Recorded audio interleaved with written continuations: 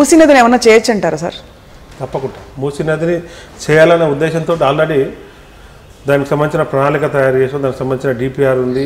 దానికి ఎగ్జాంపుల్గా తీసుకోవడానికి ఇలా గుజరాత్లో సబర్మతి నది కానీ కొన్ని వేరే ఫ్రాన్స్లో ఒకటి బోడెక్స్ నదిలో దానికి సంబంధించిన రివర్ ఫ్రంట్ డెవలప్మెంట్ అనేది కొన్ని ఇతర దేశాల్లో మన దేశాల్లో కూడా కొన్ని చేసింది. దానికి సంబంధించిన ఎగ్జాంపుల్స్ తీసుకొని దాన్ని ఇంకా ది బెస్ట్ ప్రాక్టీస్ ఎట్లా చేయొచ్చు, మూసీ నది రివర్ ఫ్రంట్ డెవలప్మెంట్ దాని సైడ్లకు కానీ దానికి ఎలాంగ్ విత్ మూసీ నదిలో కొన్ని ఇప్పటికీ ఏంటంటే ఒక 1300 ml నీళ్లు మురికి నీళ్ళు వస్తున్నాయి హైదరాబాద్లో. దాంట్లో సగానికి పైన కొంత ట్రీట్మెంట్ చేస్తున్నాం. అంబర్పేటలో కానీ కొంత వేరే దగ్గర ఉన్న ఎస్టీపీలతోటి దాన్ని కొంత ట్రీట్మెంట్ చేస్తున్నాం. ఆ ట్రీట్మెంట్ చేసిన నీళ్ళు కూడా మళ్ళీ మూసీ నదిలో కలుస్తున్నాయి. ఇలా ట్రీట్మెంట్ చేసినవి కూడా అలా కలవకుండా మిగతా సగం నీళ్ళని కూడా ట్రీట్మెంట్ చేసి ఆ ట్రీట్మెంట్ చేసిన నీళ్ళనే మూసీ నది కొంత బ్యూటిఫికేషన్ చేసి దాంట్లోకి వెళ్ళిపోతే ఏంటంటే ఈ వాసన రాదు. కొంత దాని మీరు అన్నట్టు మూసీ నది రెండు వైపులా కూడా దాన్ని బ్యూటిఫికేషన్ చేసుకుంటూ అలాంగ్ విత్ మూసీ ఫ్లైఓవర్ కూడా దానికి ప్లాన్ చేసి వేరే కొన్ని కంపెనీలు కూడా ఇప్పటికీ మేము చేస్తామని చెప్పి జపాన్ నుంచి కొంతమంది జర్మనీ కంపెనీ ఒకటి కొంత ఇండియన్ కంపెనీ ఒకటి వాటికి సంబంధించి డిస్కషన్స్ కూడా అవుతున్నాయి. వాళ్ళు కూడా పరిశీలిస్తున్నారు. అందరికీ దిమ్మ తిరిగి మైండ్ బ్లాక్ అయిపోతున్నా మూసీ నది పక్కకి వెళ్తుంటే. మీకు రామ్ గోపాల్ వర్మ గారు తెలుసు కదా, ఆయన అయితే ట్విట్టర్లో ఫస్ట్ అసలు జలక్ తిని ఫుల్గా అట్లా అక్కడ షూటింగ్ చేయడానికి వెళ్ళి చెప్పారనమాట. ఇది బాగు చేయడం ఎవరి తరం కాదని చెప్పారు ఆయన. సో మీరు చేసి చూపిస్తారంటున్నారు. అయితే తప్పకుండా చేసి చూపెడతాను. దానికి సంబంధించిన డిపిఆర్లు తయారైనాయి, దానికి సంబంధించిన సర్వేలు తయారైనాయి, ఎక్కడ ఏం చేయాలనే డిజైన్లు తయారైనాయి. ఒకటి దాని కంపెనీస్ ఏదైతున్నాయో దాని కన్సల్టెంట్స్ మొత్తం దానికి ఎక్కడెక్కడ ఏమేమి రావాలి ఏందనేది ఉన్నది. ఒకటే ఏంటంటే ఈ రామ్ గోపాల్ వర్మ గారు కానీ మనం కానీ మీడియా కానీ అందరూ కూడా కోఆపరేట్ చేసేది ఏంటంటే అక్కడ కొంతమంది ప్రజలు దాన్ని రిస్ట్రిక్ట్ చేసి ఏదో జరగబోతుంది మాకేదో అన్యాయం జరుగుతుంది కాకుండా అక్కడ ఒకవేళ దానివల్ల ఎఫెక్ట్ అయ్యే ప్రజలకు కూడా ఇవాళ ఉచితంగా ఇచ్చే డబుల్ బెడ్రూమ్లు కానీ వాళ్ళకి ఏదైనా ఇంకా ఉపాధి అవకాశాలు కానీ ఇవన్నీ కూడా వాళ్ళకి రిహాబిలిట్ చేస్తానికి కూడా ప్రభుత్వం సిద్ధంగా ఉంది. వాళ్ళని కోఆపరేట్ చేస్తానికి ఆశ్చర్యపోయే సంస్థలన్నీ కూడా కోఆపరేట్ చేస్తే ఇంకా అనుకోని సంవత్సరం అనుకునేది 6 నెలలు కూడా చేస్తానికి అవకాశం ఉంటుంది. 2 బెడ్రూమ్లు మంచి మంచి మాట మీరు గుర్తు చేశారు. 2 బెడ్రూమ్లు ఎన్ని 2 బెడ్రూమ్లు ఇచ్చారు సార్ ఇంతవరకు? 2 బెడ్రూమ్లు ఇల్లు కాదు, 2 బెడ్రూమ్లు ఇల్లు మీరు అనుకున్న దానికన్నా ఇంకో 10,000 ఎక్కువ కట్టిస్తానికి కూడా ప్రభుత్వం సిద్ధంగా ఉంది. జిహెచ్ఎంసీ సిద్ధంగా. 2 ఏళ్ళు అయిపోయింది సార్, ఎప్పుడు కట్టిస్తారు? నేను ఏమంటున్నా మేడం, ఇవాళ హైదరాబాద్ నగరంలో ఇవాళ ఉన్న స్లమ్ములు కానీ ఖాళీ ప్లేసులు కానీ వీటికి సంబంధించిన మొత్తం సర్వే పూర్తయింది. ఇవాళనే రేపు మాకు జనరల్ బాడీ మీటింగ్ కూడా ఉంది. దాంట్లో ఫస్ట్ ఫేజ్ ఆల్రెడీ కొన్ని శంకుస్థాపనలు చేసిన ఏదైతే ఉన్నాయో వాటి కన్స్ట్రక్షన్ చేయడానికి టెండర్లు కూడా పిలిచినాము. వాటికి సంబంధించి మీరు ఒక కొన్ని రోజులలోనే ఎక్కడెక్కడ స్టార్ట్ అయితే అనేది మీరే పోయి తిరిగి చూస్తారు.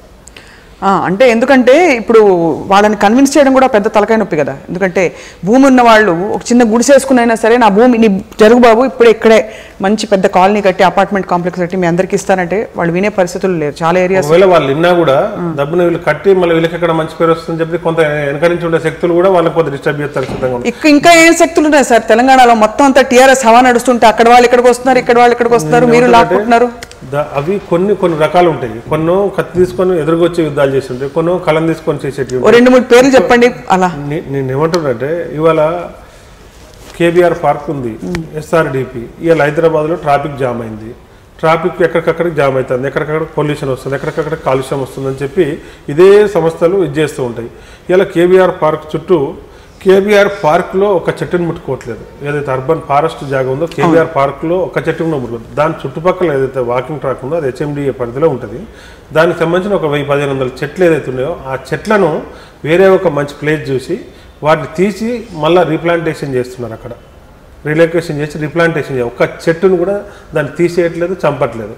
గ్రీన్ మర్డర్ చేస్తున్నారు, బ్లాక్ మర్డర్ చేస్తున్నారు అని చెప్పి ఇప్పుడు కొన్ని ఆర్గనైజేషన్స్ కన్ఫ్యూజ్ చేసి కేబీఆర్ పార్క్ మొత్తం కట్ చేస్తున్నారని చెప్పి కొన్ని పేపర్లలో అట్లలో వీటిలలో సోషల్ మీడియాలో రాగానే ఇలా ఎన్జిటి సుమోటోగా తీసుకొని దాని మీద స్టే ఇచ్చింది. ఓకే, ది గ్రేట్ కోవత్తుల ఉద్యమం కొన్ని సంఘాలు ఏదో చేసి చేస్తున్నారు.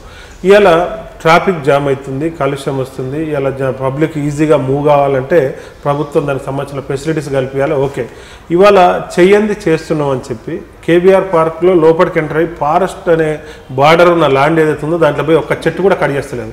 ఇవాళ అదనంగా ఒక 10,000 చెట్లు కేబీఆర్ పార్క్లో ఈ హరితహారంలో భాగంగా జూలై 11 దాంట్లో భాగంగా ఇవాళ 10,000 చెట్లు ఇంకా అదనంగా పెడతాను కేబీఆర్ పార్క్లో ప్లాన్ చేస్తున్నాం.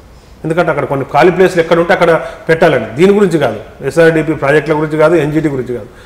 ప్రీవియస్గా ఇలా స్కూళ్ళు, సమాధులు, శ్మశానాలు ఎక్కడ వీలుంటే అక్కడ, ఇంక్లూడింగ్ మిలిటరీ ఏరియాలో కూడా ఎక్కడ ఖాళీ ప్లేస్ ఉంటే అక్కడ చెట్లు పెట్టాలి. హైదరాబాద్లో 10 కోట్లు టార్గెట్ పెట్టుకొని పోతున్నాం. దాంట్లో ఇలా జూలై 11 రోజు పెద్ద హరితహారం ప్రోగ్రామ్ చేస్తాం. దాంట్లో భాగంగా కేబీఆర్ పార్క్లో 10,000 చెట్లు పెడుతున్నాం. ఇక్కడ చుట్టుపక్కల మనకు రోడ్ వైడింగ్ చేస్తానికి పోయే 1000-1500 చెట్లు ఏదైతున్నాయో వాటిని రిప్లాంటేషన్ చేసి ఇలా వచ్చిన మిషనరీ ద్వారా చెట్టును అమాంతం తీసి ఇంకో కాడబెట్టి దాన్ని చనిపోకుండా ఎట్లా చేయాలని చేస్తాం. దీన్ని మిస్యూజ్ చేసి, మిస్గైడ్ చేసి ఇలా ఎన్జిటీలో స్టే వచ్చేటట్టు చేశారు. దాని ద్వారా ఏంది, ఇలా ప్రజలకు కావాల్సిన ఇలా ఫ్లైఓవర్ కానీ, దాని రోడ్ ఎక్స్పెన్షన్స్ కానీ ఇవన్నీ చేస్తే ప్రజలకే సౌకర్యంగా ఉంటుంది. ఇంకోటి, గవర్నమెంట్కి కొత్తగా ప్రాజెక్టు కడతలేదు, ప్రజలకు సంబంధించిన రోడ్ని చేస్తుంది. దాన్ని మిస్గైడ్ చేసి వాళ్ళ అడ్డుకునే ప్రయత్నం చేసింది. ఎవరు చేసినట్టు దానికి రూపం ఏముంది? ఎన్జిటి స్టే పెట్టిందంటే ఎన్జిటి కూడా బుర్రలేదా? దాన్ని మిస్గైడ్ చేసారు అంటున్నారు. ఇవాళ ఏం చేశారు? ఎన్జిటి గైడ్ కొంతమంది వెళ్ళి మిస్గైడ్ చేస్తారు. ఇక్కడ ఇంత పెద్ద గవర్నమెంట్ వెళ్ళి కన్విన్స్ చేయలేదా? చేస్తుంది. నేను ఏమంటే, ఇప్పుడు ఒకసారి స్టే వచ్చినాక దానికి సంబంధించిన పూర్వపురాలు సబ్మిట్ చేయమని చెప్పి సబ్మిట్ చేస్తారు. ఇవాళ మీరు ఆ పేపర్ కానీ అవన్నీ వచ్చినా కానీ చూస్తే కేబీఆర్ పార్క్ మొత్తం కొట్టేస్తున్నారు, కేబీఆర్ పార్క్ మొత్తం లేపేస్తున్నారు అని చెప్పారు. కానీ కేబీఆర్ పార్క్ కాదు లేపేసేది, కేబీఆర్ చుట్టుపక్కల ప్రాంతం ఏదైతే ఉందో అది కూడా హెచ్ఎండిఏ సంబంధించిన ల్యాండ్. హెచ్ఎండిఏ పరిసర ప్రాంతాల్లో కొన్ని చెట్లు తీసుకుపోయి వేరే దగ్గర ప్లాంట్ చేస్తున్నారు, అంతే. అడ్డం వచ్చిన దాన్ని నరికేస్తలేరు.